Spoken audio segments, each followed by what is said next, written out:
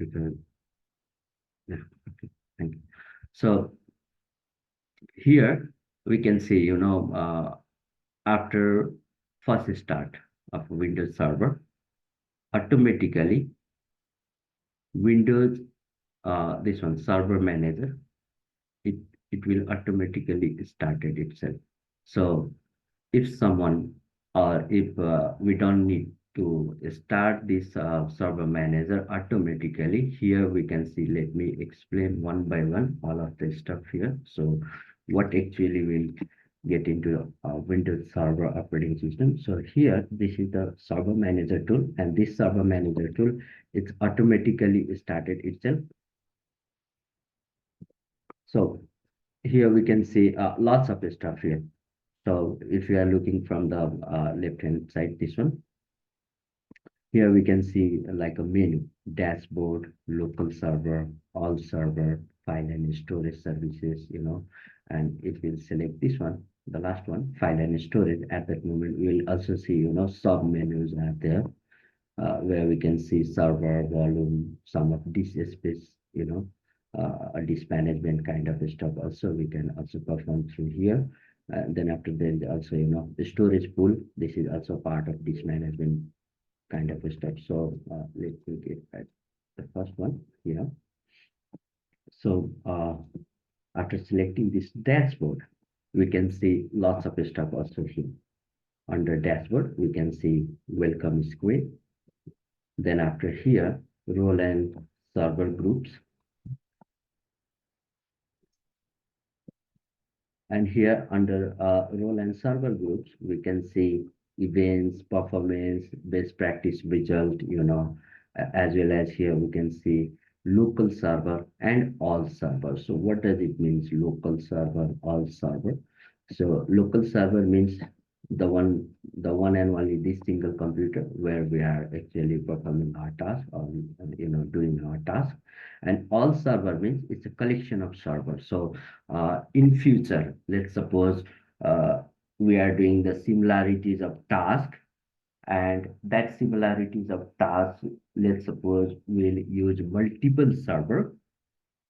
At that time, we can group all of that server into a single group. We can create server group like domain controller server group, database server group, email server group, right? And then after, we can also manage through the group.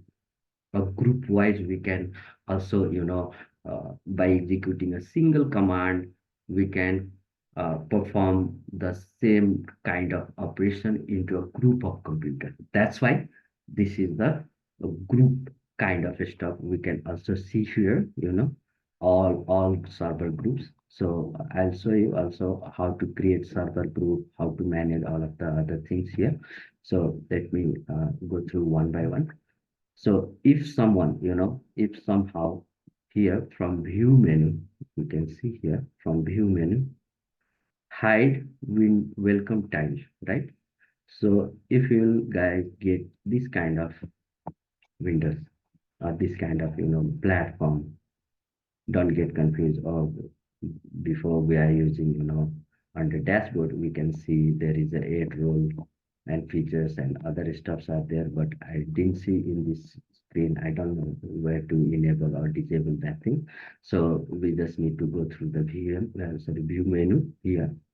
Under view menu, you guys can see here. So welcome tile. Is it clear?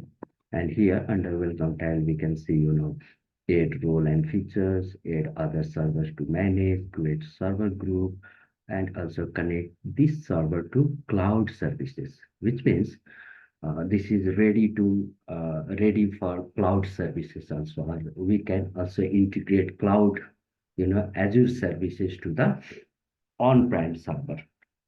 So if someone they are looking for, let's suppose they are doing hybrid kind of infrastructure, or they are performing their tasks using hybrid kind of infrastructure. At that moment, they are especially using this stuff, server to cloud services.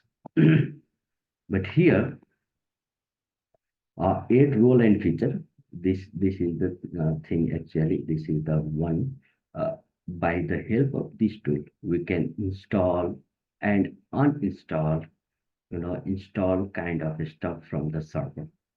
Also the same here, the same thing, here we couldn't see this one, remove rule, right? But here under manage we can see very clearly add role and feature as well as remove role and feature.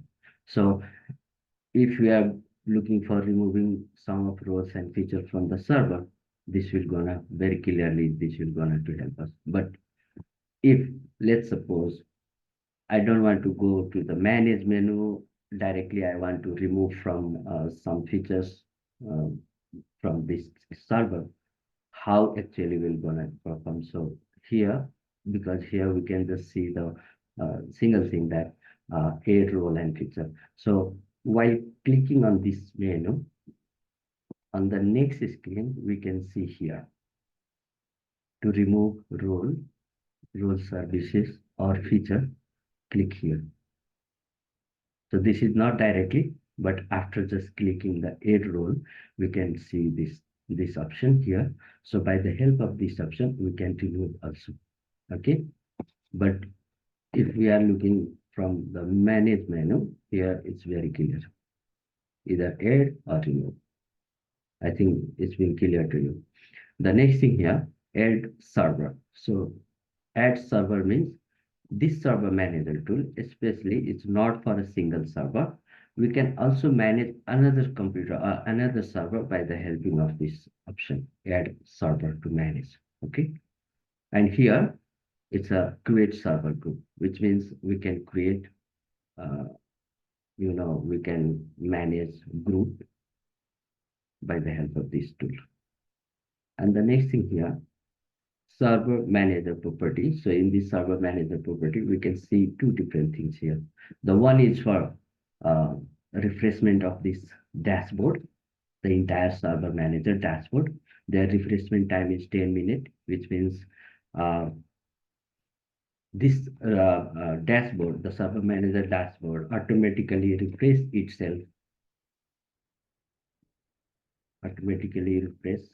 up to this minute. So it will take 10 minutes to refresh itself automatically.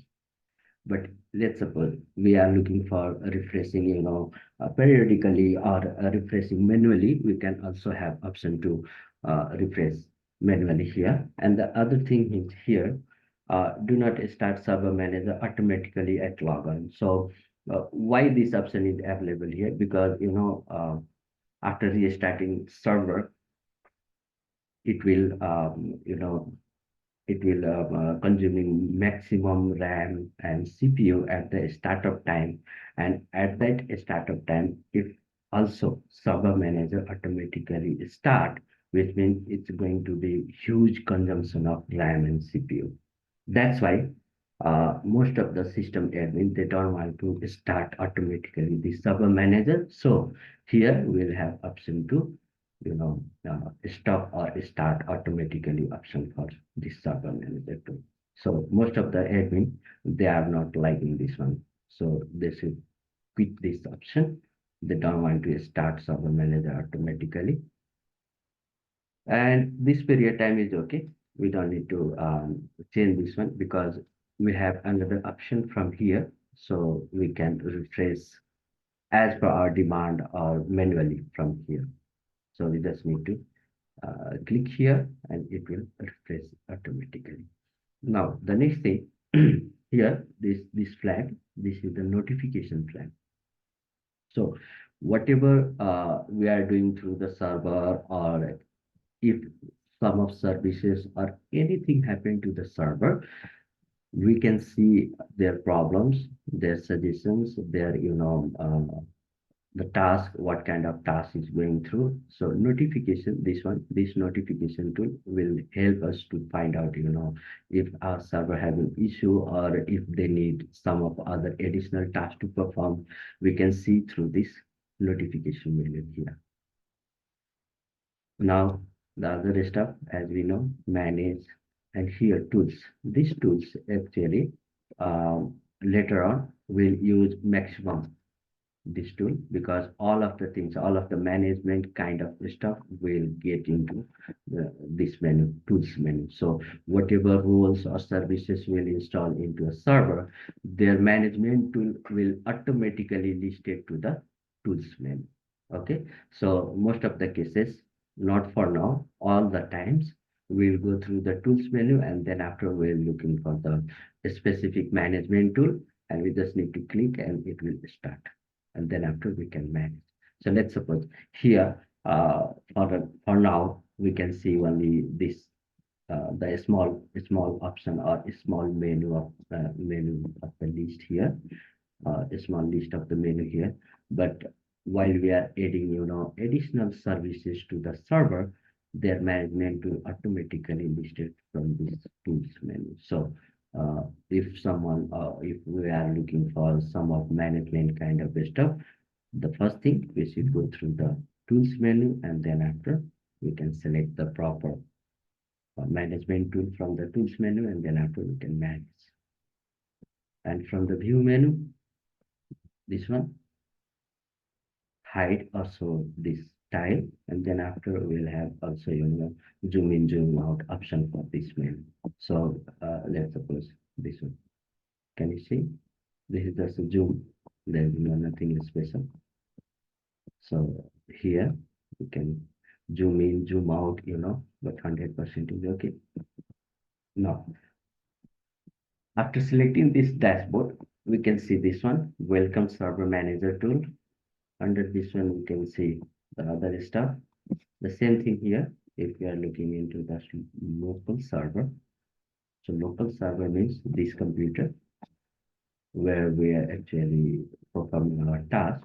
So this local server, we can see there are varieties of things here. So let's suppose we are looking for the computer name. Here we can see the computer name, work group. Here we can change, we can rename computer name, we can change work group. Then after here we can see the firewall options. So we can on or off firewall defender. The same way here we can see remote management, remote desktop, NIC teaming, Ethernet option. That means we can directly interact with the network card, just clicking through this option, and we can assign a static or manual IP address into the server. So and then after we can also see here operating system version, hardware information, and the next part here we can see update kind of stuff. So this server is not yet updated. That's why there is already, we can see here it's never update, check before, and download is also not yet performed. The same thing here, we can see antivirus real-time protection is on. It should be always on, okay, and don't make it off. Then after there is a feedback settings and other stuff is here. I enhance security configuration. So I, which means Internet Explorer, enhance security configuration is on, which means if someone they are trying to surf any websites, or they are trying to download anything from the internet, automatically Windows gonna to block that one because of this option. I enhance security. Yeah, Akash. Hello. Sir, I just meant to ask you that what time do we finish the class? Uh, it's take like 6 o'clock. Okay, sir, sure. Thank you. So here, this one, enhance security, basically, we just need to click here. So this is the Internet Explorer enhance security. So it's automatically, block the Internet Explorer to download anything into that server operating system, or it will also ask to um, keep as a trusted website before surfing that web server, for surfing for that the website, or any web application or any internet. So through Internet Explorer, if we are going to serve any website, the first thing we should keep that website as a trusted website. Then after only Windows operating system will allow to view their content through the Internet Explorer. Don't get confused if you are using, others like Chrome or Mozilla or, any other application to surf website at that moment, it won't disturb them. But if we are using Internet Explorer at that time, we can only see the differences. So most of the time, system admin they just stop this one because basically they are not using Internet Explorer. It's a very legacy kind of software which was introduced from very earlier and integrated with Windows operating system. But nowadays it's already upgraded, right? Internet Explorer is upgraded to Edge, right? So most of the cases we are using Edge or Mozilla or Google Chrome. That's why we don't care about this thing. So better to off this one. So let's off this one. So I just make it off, but even we can see it's showing on right here because it's not yet refreshed itself and it will take 10 minutes to refresh itself, right? Because here, as we see here, under this one, it's a refreshment time is 10 minutes. So either we should wait for 10 minutes to see the changes here, or we can manually refresh from here. So let me refresh from here, and then after we can see the differences, right? The updated stuff. The next thing here, date, time zone. So what is time zone for Sydney? What are the time zone you guys are using over there? Plus 10, I think. Plus 10? Yeah, around like that. Plus 10 or 11, something. Let me check. Melbourne, right? Should be Sydney and Melbourne same. Yeah, here. There you It's a go. 10. That's 10. Yeah, it's a 10. It's a Canberra, Melbourne, and Sydney, right? Yep. Just save this one. Why actually we need to save this one? What it will differentiate, So and that it what is the reason behind it? Yeah, please go. it can synchronize the whole network in the same time. So You time know, the local synchronization, time. yeah, localization, right? It will affect on a whole server, so anybody log into the server at the same time. Yeah, same time. And next, any other things that why should we set the time zone? Is there any other reason?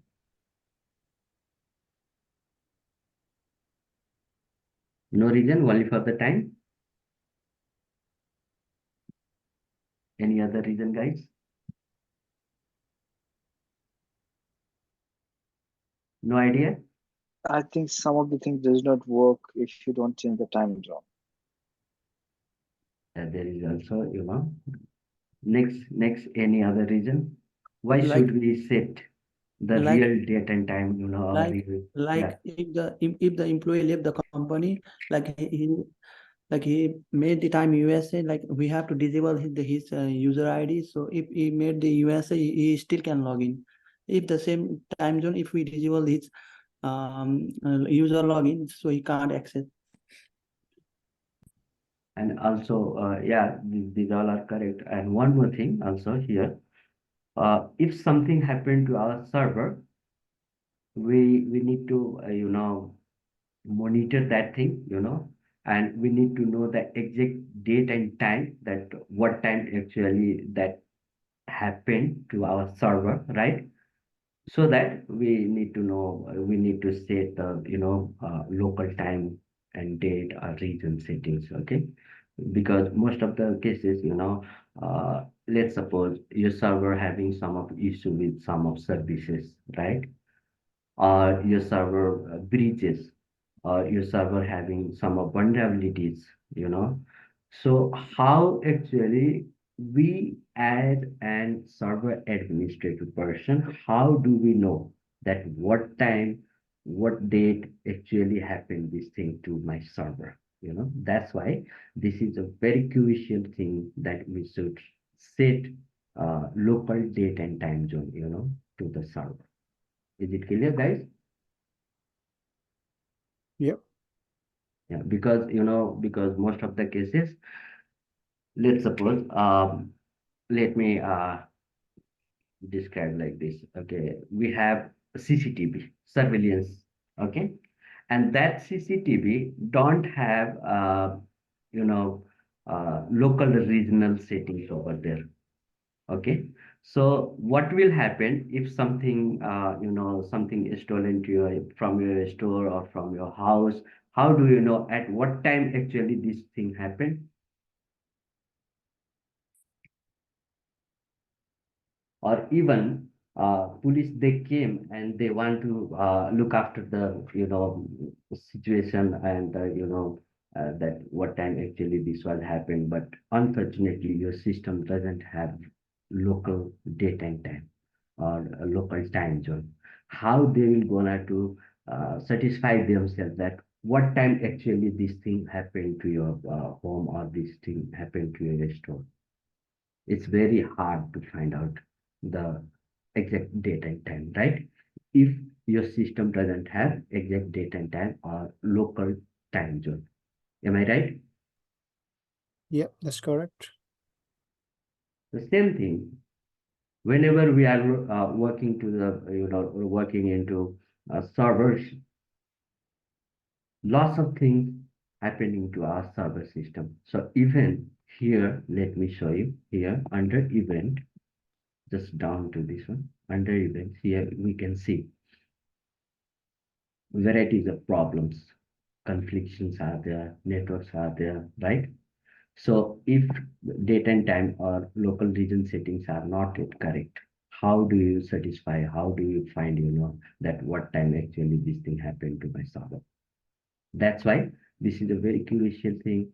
And as an administrator, the first thing we should set, that is the date and time, and we need to be clear that my date and time or my server date and time is correct or not, my reason is correct or not, you know. So this is also a very good one to monitor, to find anything happened to our server, or even while we are surfing website, let's suppose our time zone is not correct. It's not possible to access any websites from our computer. So if you guys, you know, because you guys are not at that much experience into the system, you know, but you know, I found some of person they are trying to surf any website, but by the cause of bias, their date and time is not getting correct from the system, and they are not able to access any websites only due to their date and time incorrect. Is it clear? So maybe you guys also find this kind of problem in your future, because you guys also, you know, looking for system admin or looking for level 1 or level 2 um, technical person. So you may also, you know, got this kind of problem. So that's why this is a crucial one, date time zone. The next thing here, let me change the computer name, because why do we need to change the computer name? What's the reason behind it?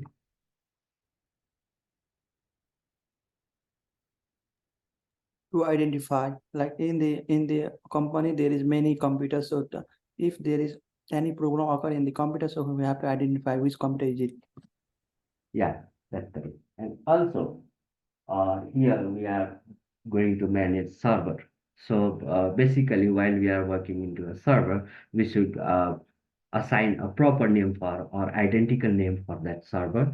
And basically, the naming convention is like why we are using or why we are installing this server or why we are preparing this server, what is the purpose behind preparing this server. Okay, so most of the cases we are preparing a server for a special kind of stuff.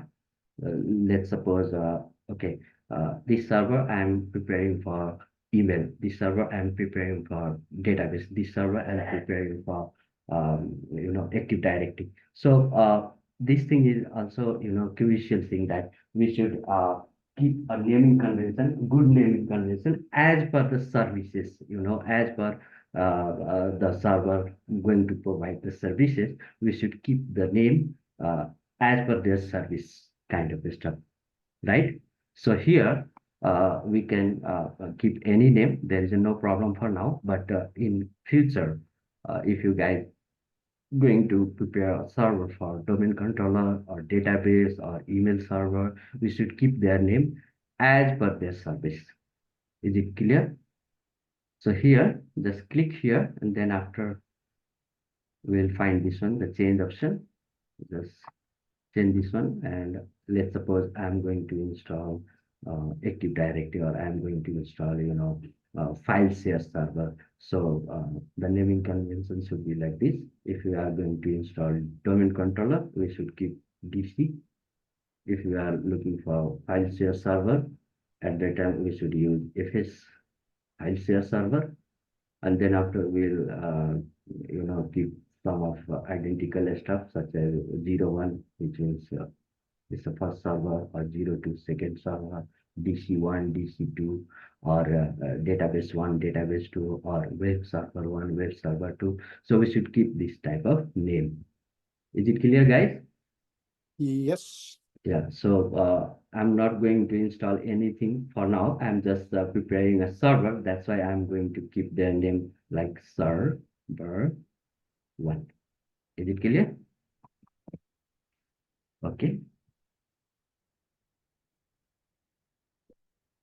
See, while we are changing computer name, computer need to restart to change, to see their changes impact. Okay, so that's why we should restart this one, and then after we'll check their name once again after completion of restart.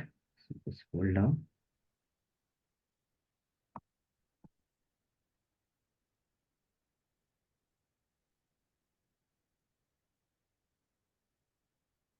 Okay.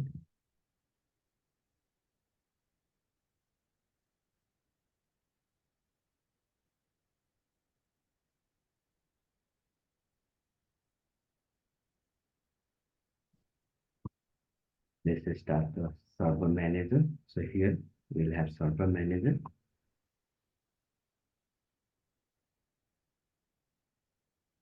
Now let's get back to the local server.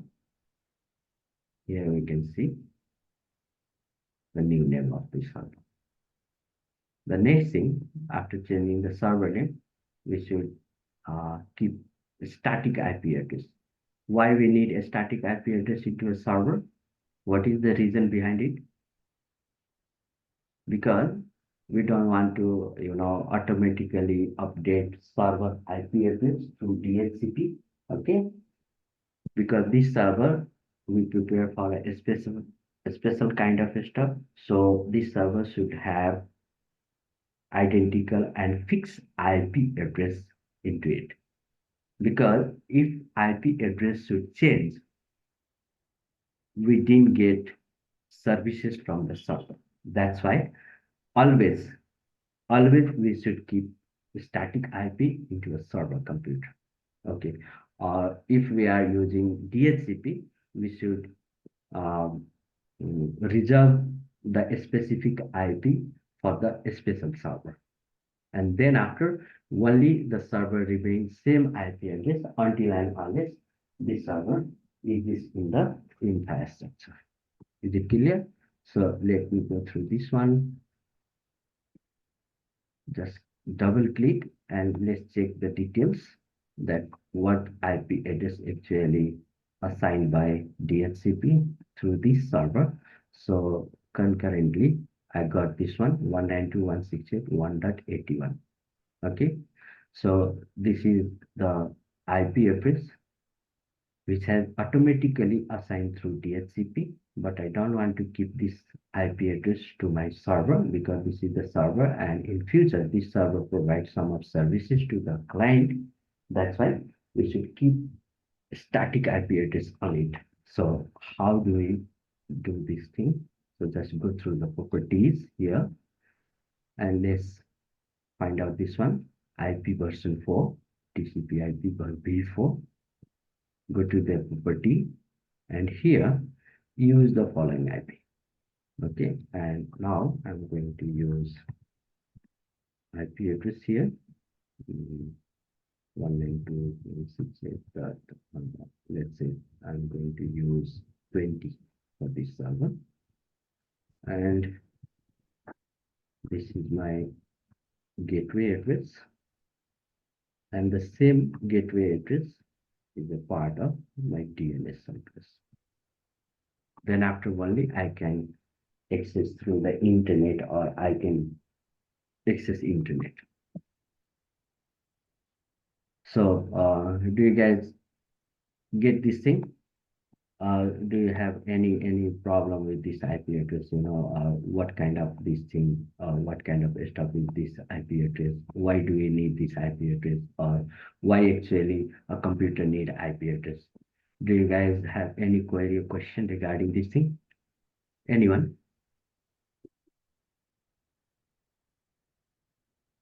Why do you need IP address in your computer? What's the purpose behind this IP address?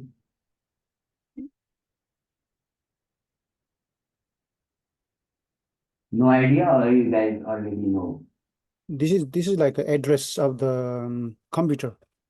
To communicate, we need that address. Yeah, because whenever we are going to, making a group or making a network system, all of computers should have their own identical IP address, because this IP address will be used for the resource sharing, right? So all of the computers should have their own IP address, because without IP address, computer didn't do any kind of services or network stuff. So for networking, this is a logical part of a network, that we should have to have IP address into all of the computer, all of the system, to gain access to the internet. Am I right? Yep. So let's complete this one. So I just keep the IP address. Let's wait for, yeah, internet is accessing now. It's all done. Now, after changing the static IP address, here we couldn't see the update information. That's why we should once again refresh this one. After refreshing, we can see the real IP address of this piece. Is it clear? Now, Yes. the next thing, after setting the IP address, computer name, here, let me go through this one. Here we can also see one more thing, IP version 6 is also enabled, right?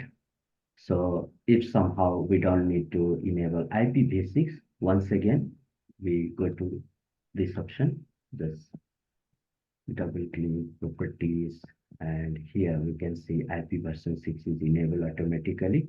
So we can uncheck this one, okay, and close this window, close this one too, and let's again, once again, refresh this one.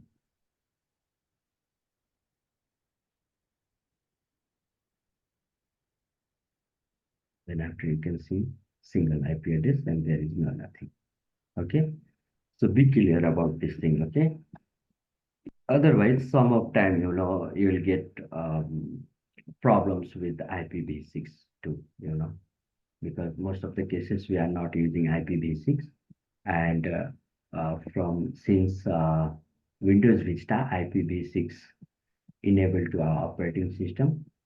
So let it be clear that if we are going to use IPv6 at that moment, it's okay. If you don't, we don't need to enable that. The next stuff here, let's check the Windows update. Why it's necessary? Why do we need to update Windows operating system after completion of installation first time? What is the reason behind this thing? Anyone have any idea? Please share. Otherwise, I'll explain. So it can update all the security patches Yeah, and that's the correct. system get up to date. Up to date. Yeah. So there will be a very less chance for the breaches or malicious code execution kind of stuff, right? So this is also very crucial, because let's suppose we just install a Windows Server or Windows 10 or Windows 11, and we are not going to patch, or we are not going to, keep update that server, which means there might be very high chance for the vulnerabilities, very high chance for the, just wait, Anil, very high chance for the breaches, malicious code execution, vulnerabilities are very chances to vulnerable our server or our system. And also there might be some chances for the application execution. Let's suppose we are going to install application into our server, and let's suppose our server is not a completely patch, or completely update at the time. We'll get also varieties of errors, problems while installing database, or while installing varieties of software into our server. That's why this is a very crucial thing, that we should update our server completely, and then after only we're gonna to do any other kind of stuff like application installation, or any roles or features in installation into our server. Yes, Anil, please. I have in another computer. Mm-hmm. I had to use a VirtualBox to install the server, right? I did install last week, Mm-hmm. and when I tried to put the static address, Mm-hmm. it's not allowing me to do that, because originally it has a class A IP address, some reason, Okay. 15 something, Yeah. So and so in this case, while we are using, as you said, you are using VirtualBox, right? Yeah. Yeah. So most of the cases, VirtualBox, while we are installing a VirtualBox into our system, it will automatically, netting and bridging kind of stuff they should done themselves. Okay. So but you are accessing internet, right? yes, Internet is working fine The- into your virtual machine. yeah, it was when I do the automatically it works, but if I try to put the my own one, Mhm. it works. So there is a settings option into VirtualBox. So through the settings option, you can, first of all, you can disable DHCP options, and then after only it will allow you to add a static IP address into it. All right, okay. So from the settings menu. So let's find the settings first, and then after you can go through the network settings under settings option, and then after you can see, all of the stuff about the, Could be machine, some other way. Preference or setting, there you go, setting. yeah, settings. Yeah, setting should be network somewhere. Yeah, Okay. network. And which one supposed to choose? It says net bridge There- adapter. Yeah, NAT bridge adapter, right? Yeah, which one should I So choose? not into a NAT, you should select the bridge option. Yeah. And then after you can find the, IP addresses. Okay. Options are there. All right. Okay. So here, let's get back to our Yeah. Oh, course. Yeah. And also, Anil, if your problem is not yet resolved, we'll talk later. There is no yeah, problem. that's fine. I'll No, solve all it. good. Yeah. So so the next thing, the next crucial thing, we should update. So how do we update a server? We just need to click here, and then after it will open update settings. Okay, so we just need to check this one. Just check for the update. Just click here, and it will automatically check the update and show all of the updates available for this server. So let's hold down for a few seconds, and it will show all of the availability, all of the available options here. Yeah, this is all right. Can you see this here? There is a security intelligence update for the Defender antivirus. Then after here, malicious software removal tool, cumulative update for .NET Framework, cumulative update for server operating system. Then after cumulative update for preview for .NET Framework 3.5 or 4.8, as well as we can see, so here we don't need to take worry about anything, we just need to check the update. After that, it will automatically sync with the server, Windows update server, and it will provide all of the, updates that required by our operating system. And here we can see it need restart, like not a single time, it need to be 2 times or 3 times restart. It required to complete the fully updated, fully patched server. Let's wait for this download.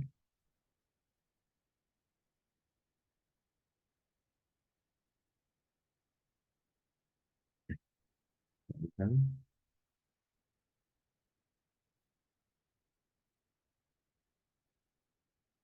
So here we can see, installation in pending status, because it need to restart to complete this installation procedure. So we just restart the server.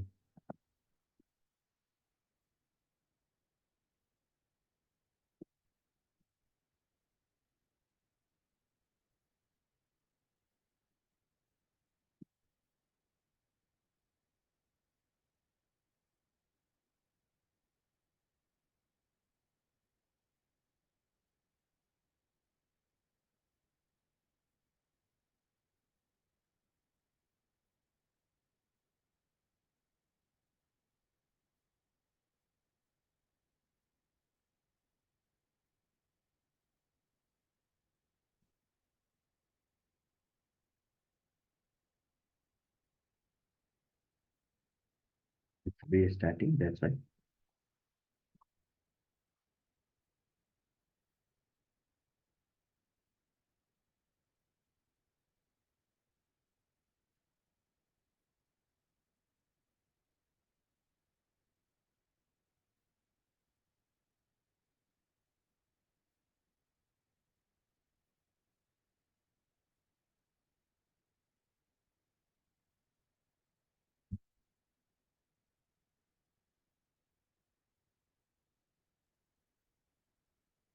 Um,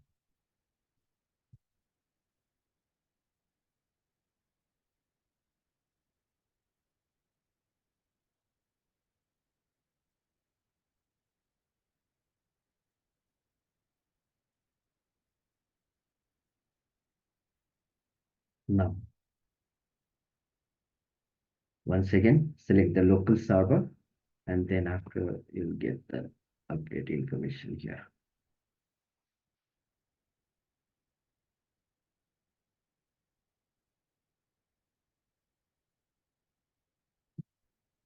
Then update is going on.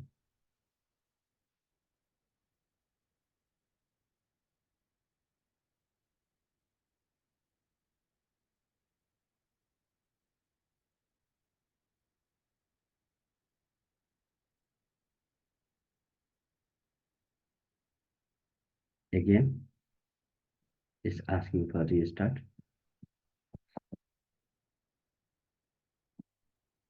Here, installation is going on.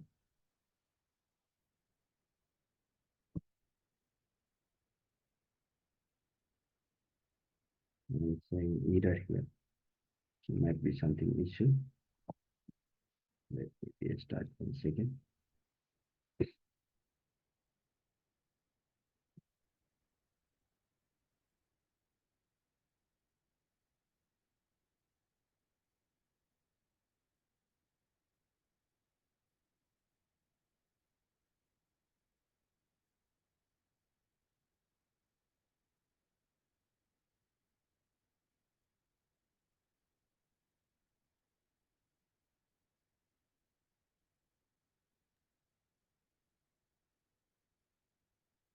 Is that VMware you using? No, this is not VMware. This is a hypervisor.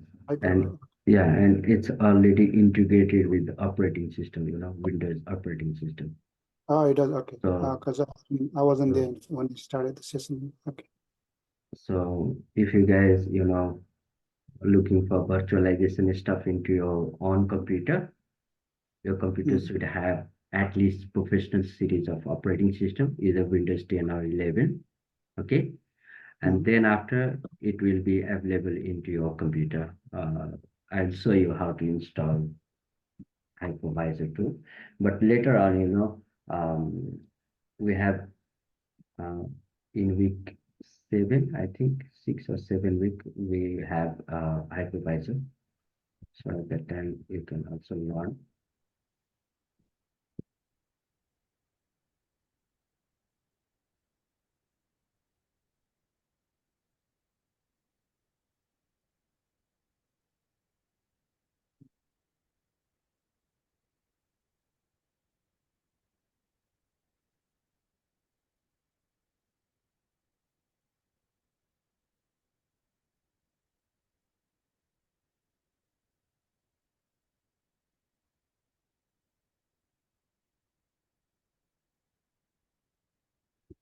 Sorry.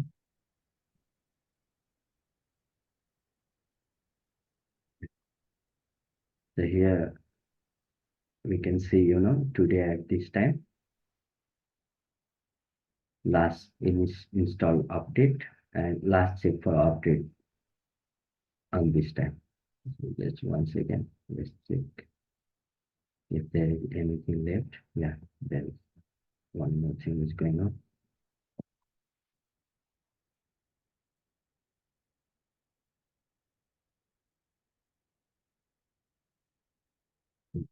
Almost done. So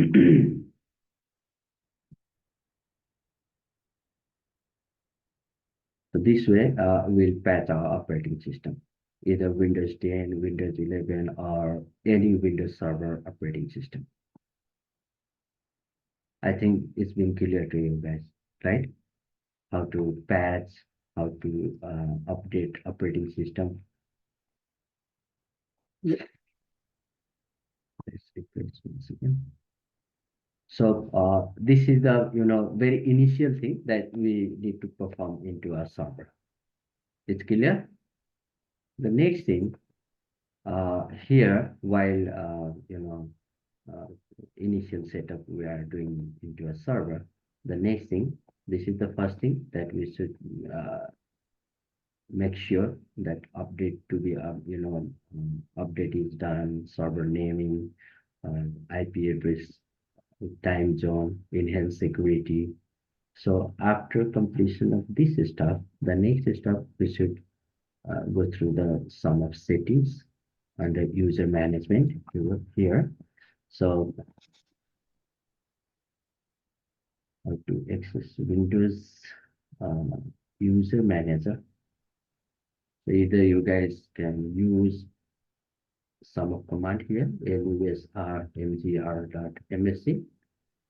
This command will directly access local user manager, or you guys also can access through the settings and the account here.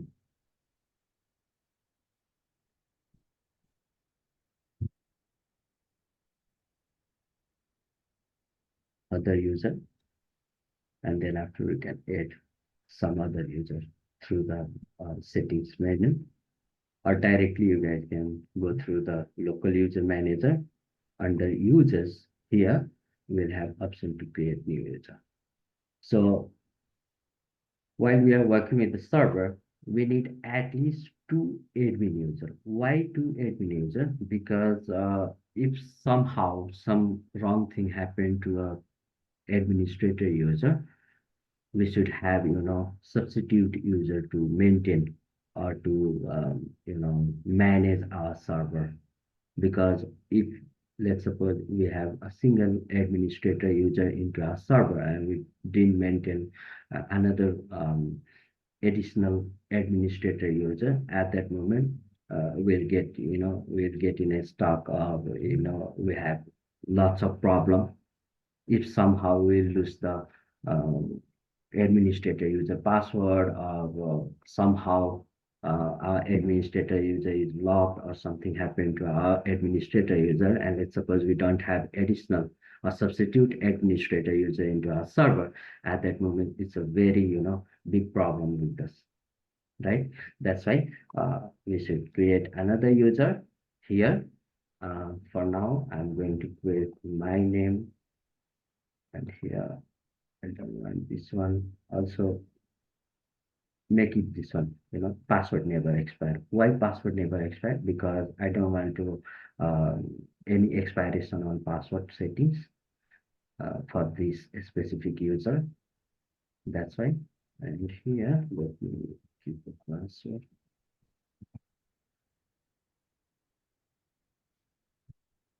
Create it.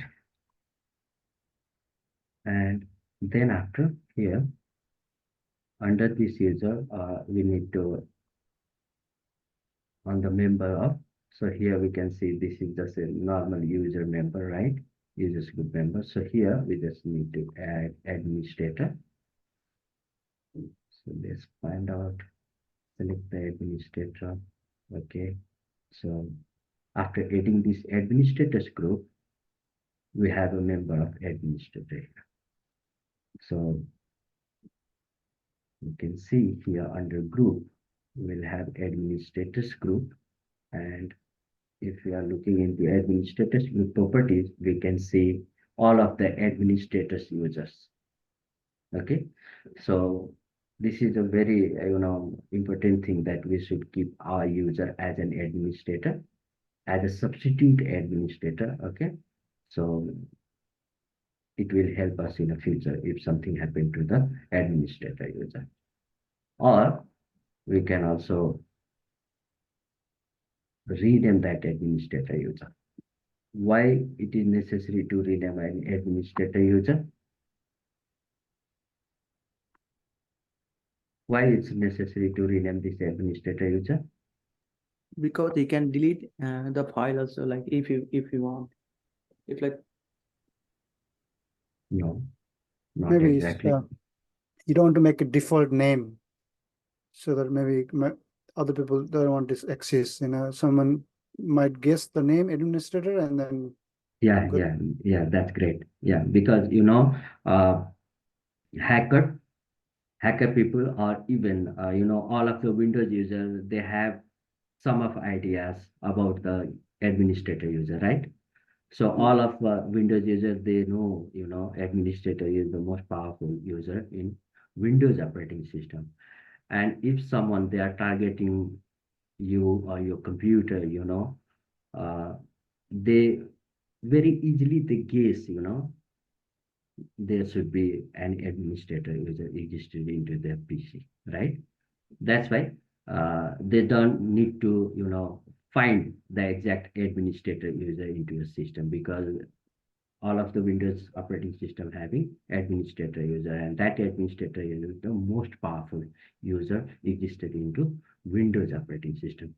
That's why they can directly, target the administrator user for breaching or, vulnerabilities kind of stuff, or any other like, backdoor kind of stuff they can perform through the administrator user. That's why it's a necessary to, it's a very good thing that we should change this administrator user to some other name. Okay, to some other name. Let's say I'm using any name. Let's say I'm going to use this one, Amit. Okay. So after changing this name, no one can guess, directly that, oh, Amit is the administrator. No. And also for get them confused, I'm letting confused to the other guys, I'm going to create a new user, which is administrator. I'm just using the name, but this administrator is not exactly administrator of our computer. So I just create this one. So if someone they are looking for the user administrator, they didn't get anything because this administrator is just a normal user, right? Hmm. So this is also a good thing, and a good way to get confused to someone, and also it's a very nice thing that we are hiding our administrator users, so no one can guess, or if someone they are trying to hack, or someone trying to breach our computer, they should take time to find which user is the administrator user.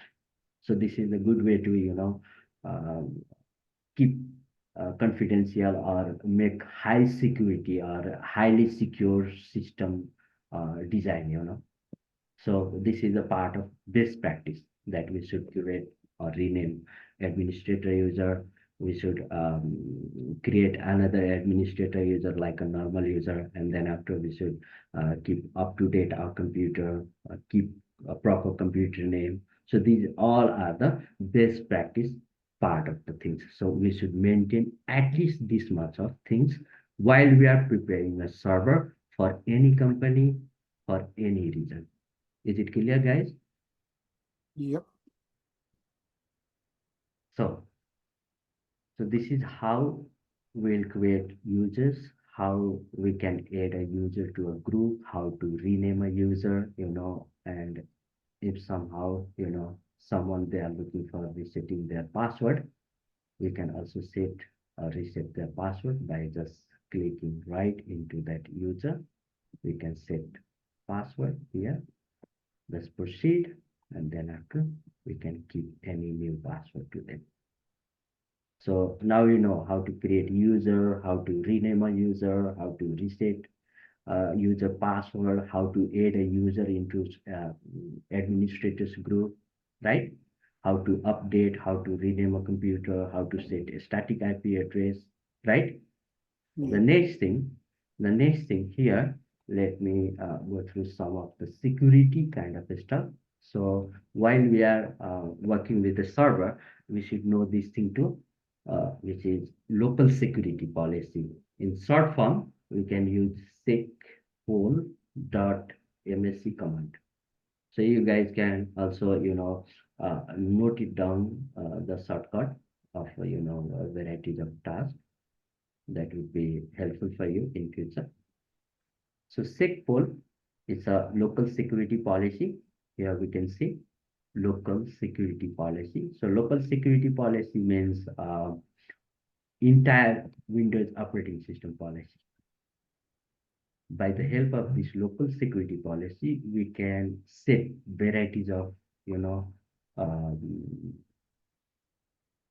system security options, as well as this is also a part of hardening, system hardening. So even in an interviewer gonna to ask you, okay, do you have any idea about system hardening? What does it means? How do you make more complex system or highly secure system? At that moment, you should maintain or mention this word, this thing, that yeah, system hardening, which means we'll prepare password policy. We should change password policy as well as account lockout policy. Then after we can make more secure policy for audit policy. This audit policy gonna help us if someone they are trying to do something into your PC or into your server. At that moment, server will automatically generate events or generate log for their activities into our system. So here we can see we have lots of audit policies out there. We have password policies. We have lockout policy. So then after we have also, user rights assignment policy, that what kind of rights will assign to a system, assign to a user, and what kind of stuff a user can perform into a server. So these all of the things we can maintain through the user rights assignment. And then after also we'll have here security option. So by the help of this security option, we can also make more secure, and it's a very highly recommended kind of stuff while we are doing system hardening kind of stuff. Is it clear, guys? Let me explain one by one. What does it mean? Password policy, what are the options, and how this option actually impact to our system. So here, let me start from the password policy. So here under password policy, we can see enforce password history, maximum password age, minimum password age, minimum password length audit, and password must meet complexity requirement, relax minimum password length limit, and then after stored password is irreversible encryption. So what does it mean here? So let's start from the first one, enforce password history. So what does it mean? Enforce password history means, let's say I just created user and I set a password for that specific user. So the same password, I'm not going to repeat or reuse until and unless we meet this history, number of history portion. So here we can see, there is zero password, remember, which means there is no nothing. So what we need to do here, we just double click into this option and let's make it 10 or 20 or 24. So what does it mean? This 24 means we need to update with unique password up to 24 times, and in the 25th times we can repeat the first previous password, the first password, the one when I assign first time I assign password for a user. Is it clear? So this password history maintain the previous password. Okay, they keep the previous, all of the previous password, and they are not allow us to keep any existed password until and unless that password complete up to 24 unique password. Is it clear? Is it clear, guys? Yes. Yes. So we should change 24 times unique password, and after completion of 24, I mean to say in the 25th time, we can repeat the previous password, the first previous password, not any others, the first previous password we can repeat. Is it clear? So this is the password history. So the next thing here, maximum password is. So maximum password is, it's by default, it's 42 days, which means if we set a password for a user, if we set, let's suppose we just set a password for a user, that password is automatically going to expire after 42 days. So before reaching a 42 days, a week ago, system will automatically alert to that a specific user that your password has been going to expire on this date. Please change your password. If let's suppose if that person, they just refuse that message, they are not consulting with that message. So what will happen after reaching up to 42 days? System won't allow that user to log on until and unless they didn't reset their password. Is it clear? Yes. Yeah. So the next here, minimum password. And this option, by the way, this 42 days option here, let me make it clear, more clear here under local user manager. While we creating a user here, under user, we can see this one, password never expire. So if someone, they select this option, password never expire, which means this option will automatically override this expiration policy. Is it clear? If some user under their properties, they make sure that my password never expire option is enabled, which means system will automatically override that user, which means this policy will not impact to that specific user, though use the option password never expire. Clear? Yes. Now next here, minimum password age is 1 day or 0 day. It's okay. There is no problem because we can reset a user password after 1 day, after 2 day, after 5 days. There is no problem. And here also one more thing is here, minimum password length.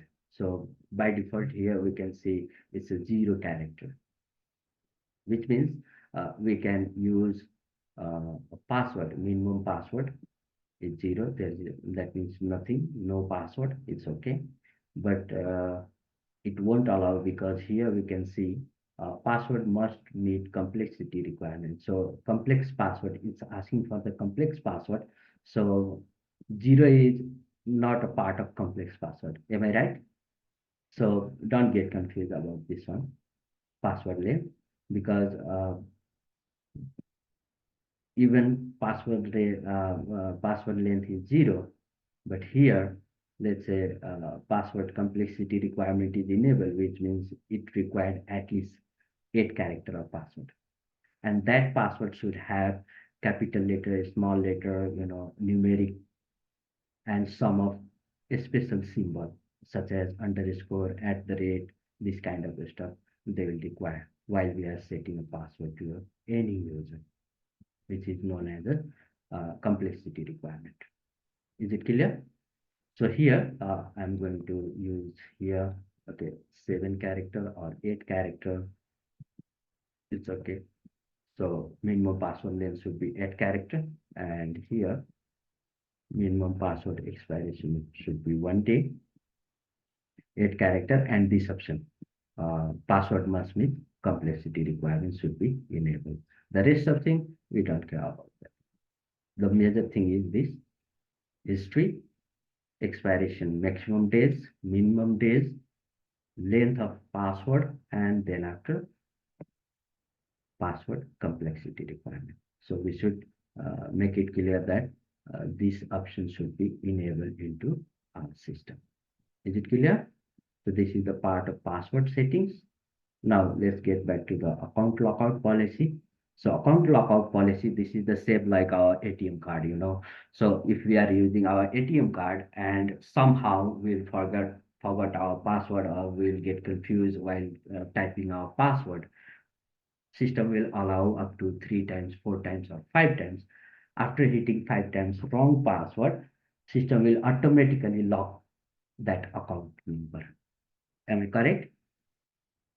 How many of you face such kind of problems while using ATM card? No one? Not in the ATM, but sometimes it's happening in the Windows as well. Like Yeah, also. we set it up that way. Yeah, so this is the option actually. Okay, so here account lockout policy, this is the account lockout duration, threshold, and lockout counter. So we just double click into any one of these options and it will automatically invalid log on attempt. So let's say for testing purpose, I'm using 3 times. Okay, so if someone they are trying to hit 3 times with wrong password, their account would automatically locked. So let me apply that. Okay, and okay. So here we can see all of these 3 options are updated automatically. We just set threshold time, right? So here 3 invalid logon attempts. So if someone they are trying to guess there should be this user, so let me try their password might be this one, this one, this one, and if they hit 3 times, at least 3 times, system will automatically get in action and it will lock down that user, that user, that user account automatically. And here, account lockout duration, which means half an hour. So if that user, they remember their correct password, they can also try after half an hour. Okay, so but after completion of 30 minutes, only system will allow them to, keep their right password. So let's suppose I am the user, but I'm confused. I just put 3 times wrong password and my account has been locked out. Now, what should I do?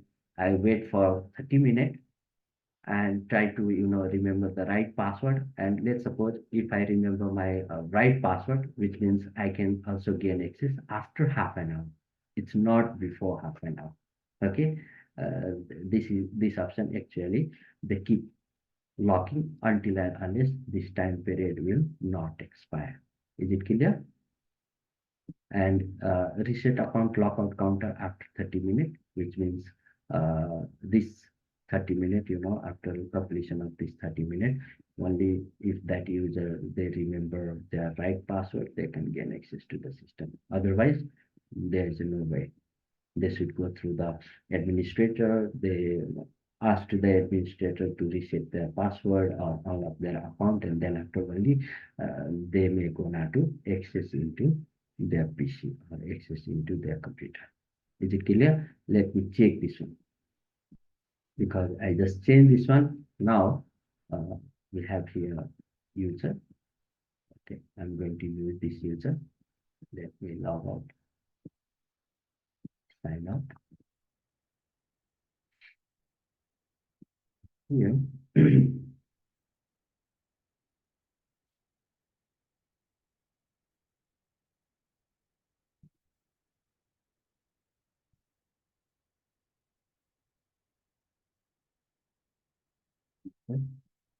And I'm just guessing, something.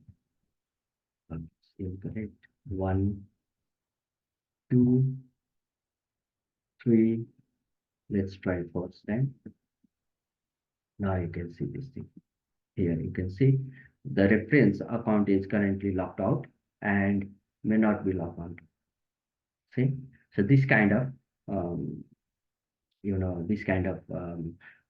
message we'll get from the computer. Is it clear how actually system interact with wrong password? So either I should wait for 30 minutes and keep the right password, then after only I can gain access into this PC. Otherwise, what should I do? I just go to the administrator user, right? And I request to the administrator.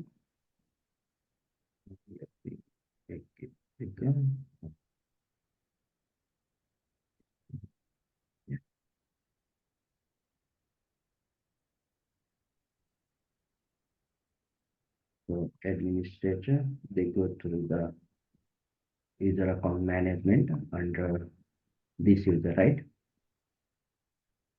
Yeah. Let's go to the properties. Here you can see this option will automatically activate it to their account properties. Can you see this one? Account is locked.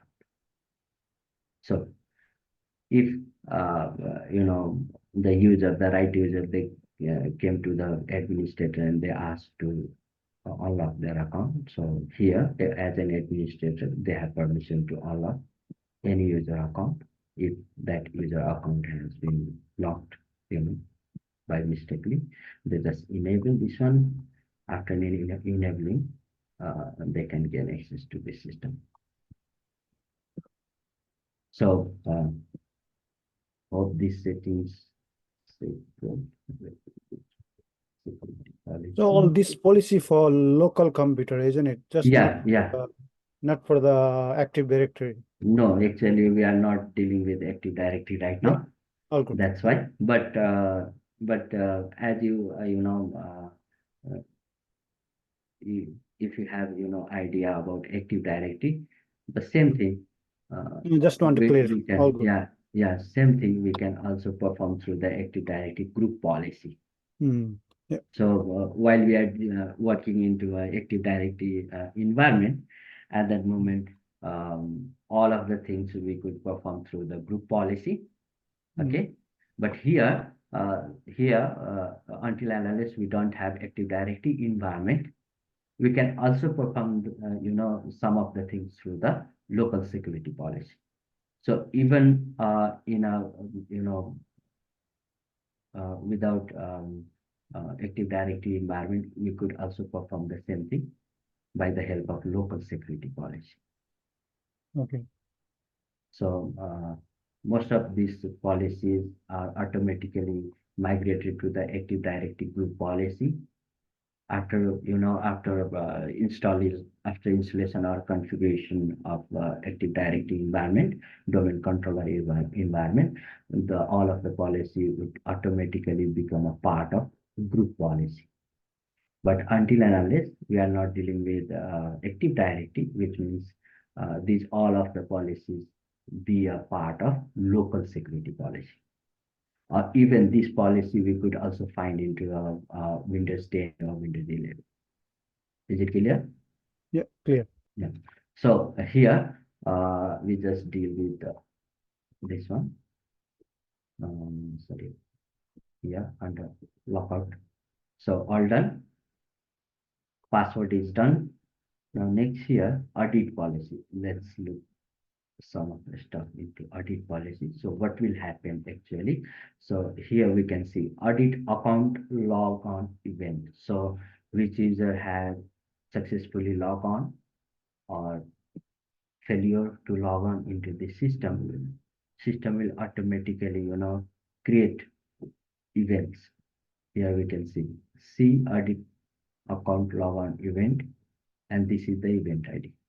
So system will automatically generate event while user trying to log on into this PC, either successful or failure. So if a user successfully log on into this PC, at that moment, system will automatically maintain their events. Okay, this user has been successfully logged on, or this user has not been logged on successfully or failure, So this kind of stuff.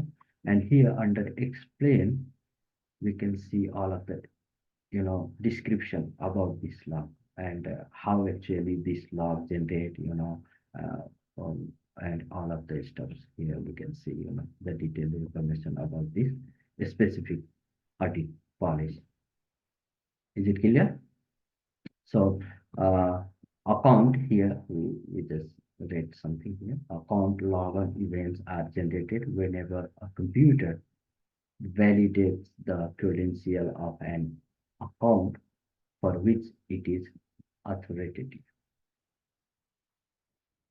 Okay. The next thing here, account management. So if someone, they are trying to create user or they are trying to delete some of user from a computer will automatically generate event. Okay, this user has created this user or this user deleted that user, right? So if user kind of stuff or user management kind of stuff happen, system will automatically generate audit event for that specific user. So here we can see successful or failure. If someone, let's suppose if some of the user, they don't have a privilege to create user or delete any user from this PC. But if they are trying to delete or create a new user, at that moment, we can see there is an event for that specific task. So from explanation, once again, we can see here a user account or group is created, changed, or delete. A user account is renamed, disabled, or enabled. A password is set or changed. If you define this policy settings, you can specify whether to edit successful or edit failure, right? So if this kind of stuff happen to this system by any user, system will automatically generate events. So this way we'll see, or we can find out, or we can monitor that user, oh, he is going to be smart, he is trying to this thing, even they don't have privilege to do this thing. Let me talk to him, or let me, complain to our manager that this guy is doing this kind of stuff here, right? So this is how we can monitor our entire system. And by the help of this kind of, audit event, we can very, very easily, we can identify or monitor the activities happen to our system or happen in future in our system. So I hope this been clear to you guys. I can also show you. Let me keep this one successful and scheduled. Here, just remember this audit event. I'll show you how to check this thing. So I just enable this one, audit account management, and after that, I'm going to create a new user here. So let's create new user, or we could perform any other stuff like enable, disable, or something. So let's say I'm going to disable this user. Okay, disable. Apply. Okay. After that, let's check the event. So here we'll have event viewer.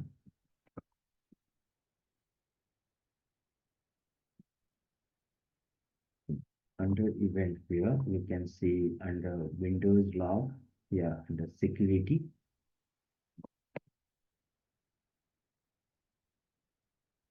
Yeah, we can see here a special logon audit policy.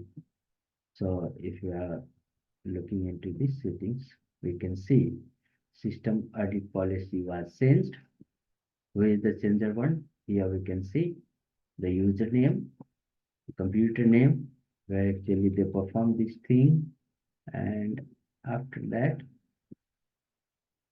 which category they are working into this. Can you see this one? I think it's been clear to you. Right, guys? How Yep. actually, system will maintain. Even here, we can see which is the user, what actually they perform, say. This user just change the user here, and they are successful, right? Mhm. So here a user account was changed. Okay, who is the changer one? And then here you can see which user they change. Okay, and here you can see all of the stuff.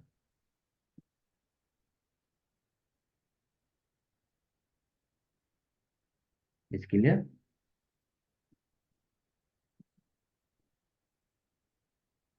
So this is how, most of the interviewer, they may gonna ask you, okay, do you have any idea that how we can monitor the server or log or performance of a server? So this is how actually we'll gain into monitoring kind of stuff, which is event viewer. And we know the, hardening kind of stuff, right? How we Mhm. can harden our system, how we can find different types of activities happen into our system. So this is how actually event log an event or event will log for a system. So all of the users who enable, disable, or log in, log out, all of this stuff we could find through the event viewer. Is it clear? Yeah. Now the next thing here, one more thing here, monitoring for the performance on a system. So here we'll have performance monitor tool. Okay, and these, by the way, these all of the tools are integrated into our operating system, so we don't need to add or additionally install any other stuff here. So It's the performance monitoring. So by the help of performance monitor, we can find, performance of our system, that,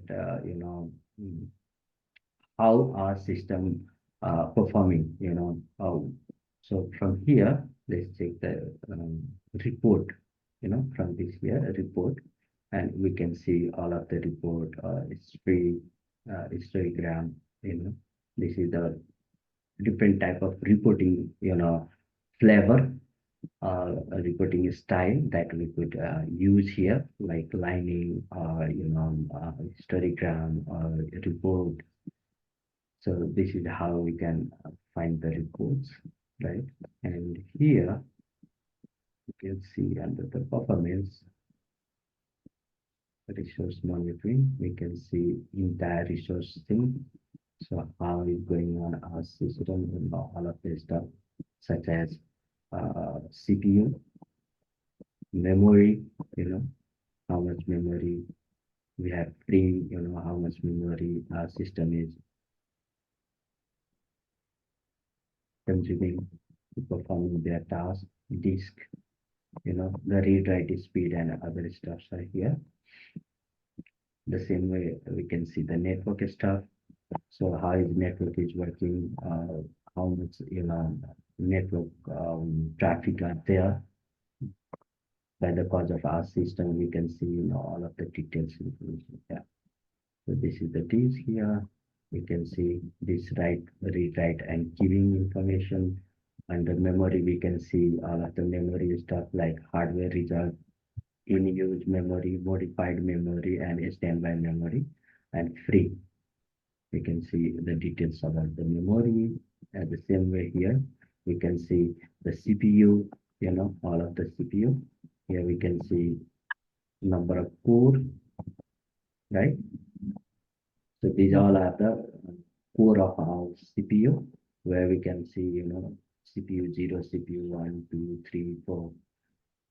See? And we can also change this one from this here. So under view, we can see large, small. Okay. So we can change one thing here.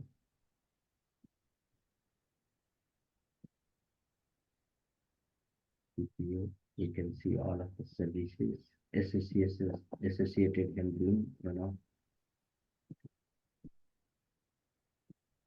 So this is how, how actually we gain access into resource monitoring, how to find the resource usability, status. So this is the performance monitor, by the way. And from here, we can see also, reports.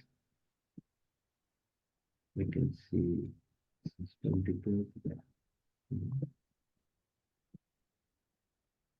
Right now, there is nothing, right?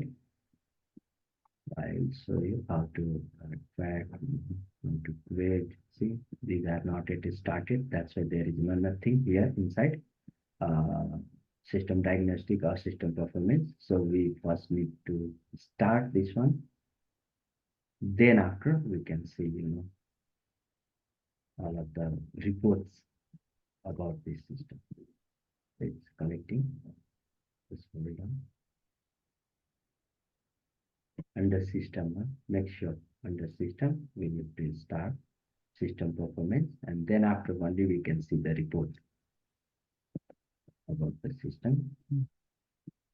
So this is also a good thing that we should know, before handling a server or before handling any computer. So most of the cases, by the cause of applications or by the cause of the hardware issues, we find we are facing varieties of problems. So how do we actually get into the actual problem? So this is the thing, event beaver and performance monitor. So performance monitor basically used for the performance kind of stuff, where event beaver is especially used for the event. So if anything happening to our system, we'll get the event. So here we can see all of the results, right? Under server. So here we can see computer name, duration of this report, and here we can see total CPU usage percent, input, output, memory involved, and other stuff too.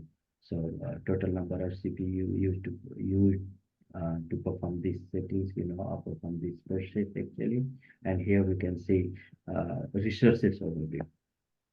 So one by one, we just expand and we can see the details, right?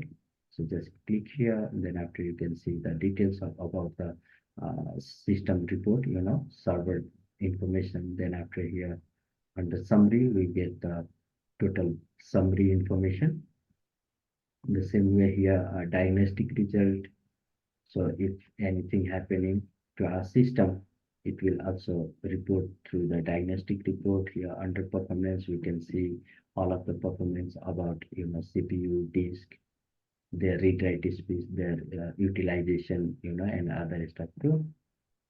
The same way we can see the CPU details here, process, services, other services too here. So all of the calculated informations, all of the executable files and services are running, and how much of CPU, RAM, hard disk they are utilizing, those resources to perform this kind of stuff into this PC or this server. Then after we can see all of the entire code. So here we can see the details information about the report, files, settings, and other things. So I hope this will be very helpful for you guys while we are dealing with interviewer or dealing with the system. It could be very helpful, right? Yes. So these are the basic thing, these are the basic stuff that we should perform while we are installing or performing a system environment setup or system infrastructure setup. Is it clear? Yes. Okay, so do you guys have any query or question regarding this one? Server management settings, or if you guys need to, any one of these things to be repeat, I can also, show you once again. There is no problem, and I am very happy to show. Anyone? For me, all good, but I don't know about other people. Roshan, Akash, all good, guys? All good. So Biani, she don't have any problem. Nisha, are you there? No problem. All good. All good. Yeah, that's great. Roshan, no answer from Mr. Roshan. Amit, all good? Amit, are you there?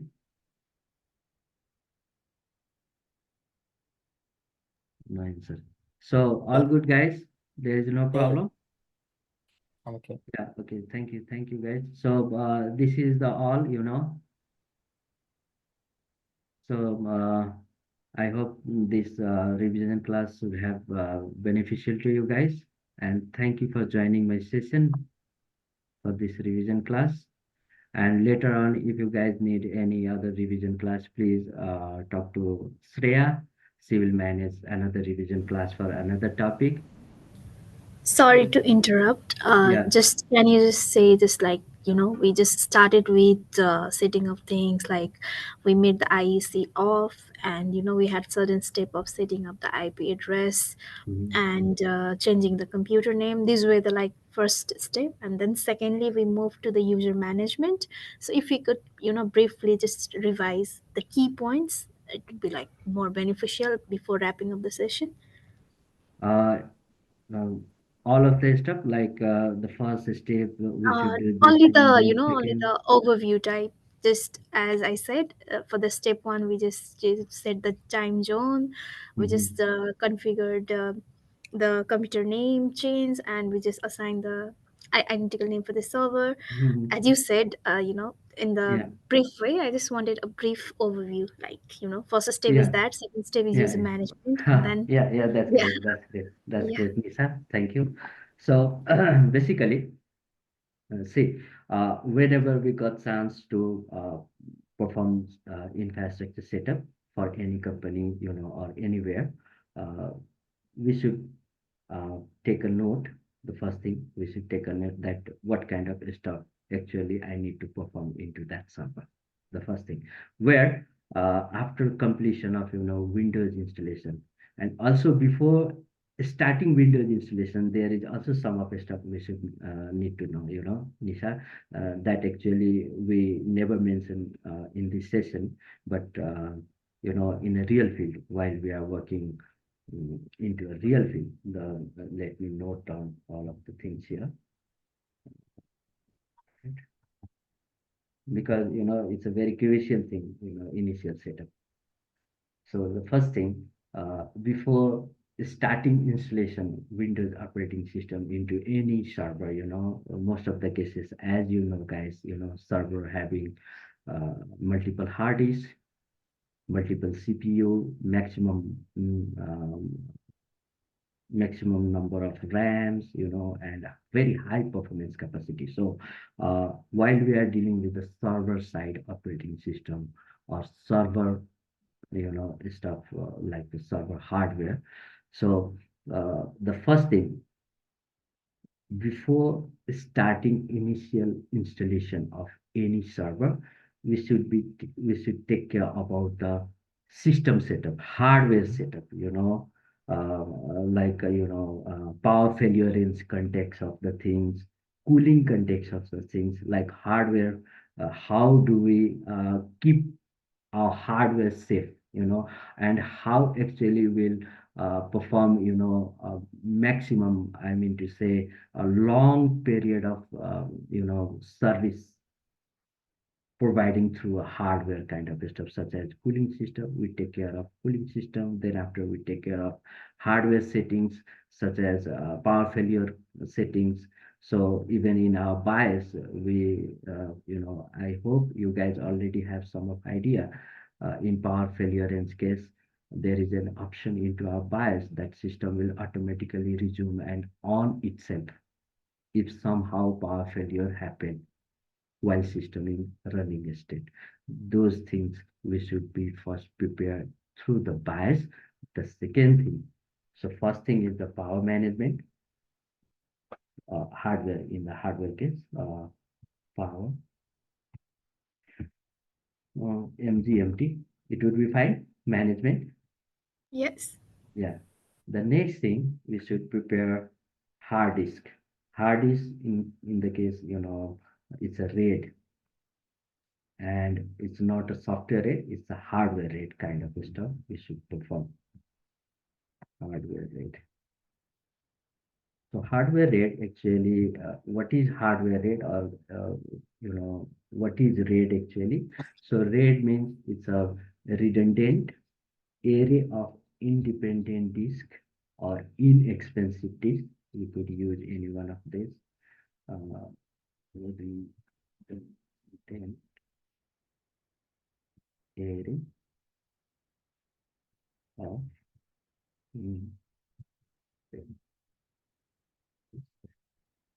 So what does it mean? So RAID means is merging multiple individual hard disks into a single logical disk.